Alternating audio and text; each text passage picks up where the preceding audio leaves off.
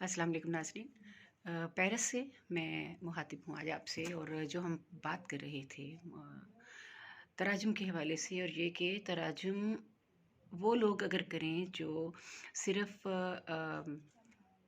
Bilingual ही नहीं, बाइकल्चरल भी हैं, तो वो तराजुम उसकी अहमियत भी ज़्यादा होती है और उसका मायार भी ज़्यादा होता है। तो अभी हम जब पेरिस से ये बात कर रहे हैं, तो हमारे यहाँ अनफॉर्चुनेटली या इसमें कोई ऐसी तनकीदी नुक्ता नज़र इसलिए नहीं होना चाहिए कि हमारी जो तनीसियत है वो सिमोन उससे डिबोर्जुआ से शुरू होती है।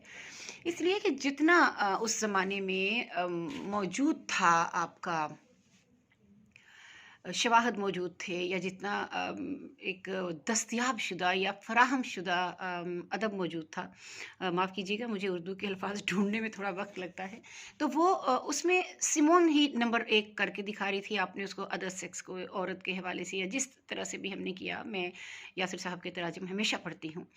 तो उसमें वो ही हमें उस वक़्त लगा कि ये नुक्ता आगाज़ है, लेकिन तानीसियत का जो नुक्ता आगाज़ है उससे बहुत पहले 13वीं-14वीं सदी में हमारे पास क्रिस्टिन डिपिज़ों मौजूद थी, जिस पे अभी मैंने काम किया है। ये जो मेरी नई आने वाली किताब है, इसमें पूरा फ्रांस का एक चैप्टर है। उसकी वजह भी मैं बार-बार इसलिए कहती हूँ कि मुझे इस जो तहकीक का था काम करना, वो इसलिए कि मैंने चूँकि हिस्ट्री जो तारीख़ है वो मैंने कोपेनहेगन के यूनिवर्सिटी कॉलेज से पढ़ी है। 2 बरस पढ़नी पड़ती है, और इसके बावजूद जो हमारा यहाँ का सिस्टम है या निज़ाम है, निज़ाम तालीम, उसमें 2 बरस की तालीम को कुछ समझा ही नहीं जाता। मास्टर्स के लिए आगे जाके आपको उसके ऊपर तकरीबन 4 बरस की और तालीम जो है वो रखनी पड़ती है। फिर कहीं जाकर आप एक कह सकते हैं कि हमने तारीख़ पढ़ी है, और तारीख़ पढ़ने के दौरान जो जिस पुलसिरात से गुज़ारते हैं वो एक अलग बात है। तो बाहर गए, तो हम वापस चलते हैं तानीसियत का और फ्रांसीसी अदब का। तो ये सिमोन ने अपने ज़माने में लिखा, और अगर आप लोगों ने उसकी किताब पढ़ी हो अंग्रेज़ी में, ज़ाहिर है मैंने भी अंग्रेज़ी में पढ़ी। अब हम तलाश इसी में हैं कि जो फ्रांस में रहने वाले हैं, कोई ऐसी आवाज़ सामने उठ के आए कि जो फ्रांसीसी अदब पर भी अबूर रखती हो, क्योंकि मुझे अभी तक कोई ऐसा नज़र नहीं आया जिसका इस तरह से काम हो फ्रांसीसी अदब पर और उर्दू पर।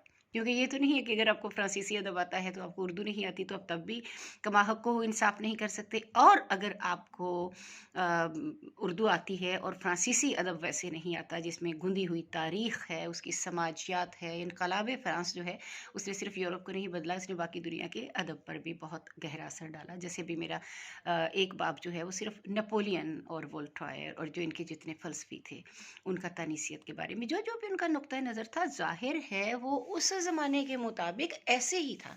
अगर आप 21वीं सदी में बैठकर नेपोलियन को यहाँ जज करेंगे तो बात नहीं बनती। हाँ, ये पता चलता है कि नेपोलियन किस तरह से ख़वातीन को देखता था। उसको ये पसंद नहीं था कि ख़वातीन जो हैं वो बाहर आएँ और समाजी मामलात में आगे आएँ। ये सारा इंशाल्लाह आपको किताब में मिलेगा।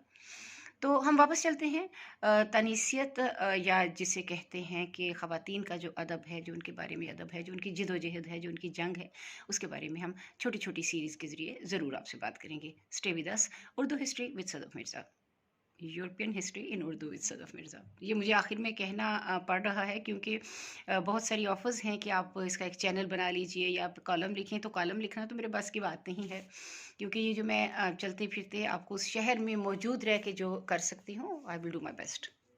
Stay with us.